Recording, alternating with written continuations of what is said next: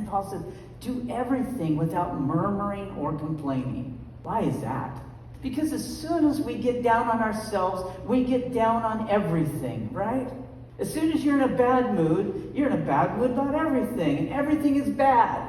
And then it's like, my life is bad, the country's bad, the world is bad, my neighbors are bad, everything's bad. And we start complaining and murmuring and not realizing or recognizing the things God is doing. And when we take that focus, everything in the world looks bad, because you can find bad everywhere.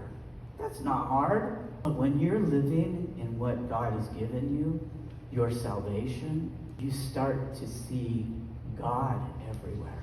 Instead of only seeing the bad in people, you start to see what God's doing in people.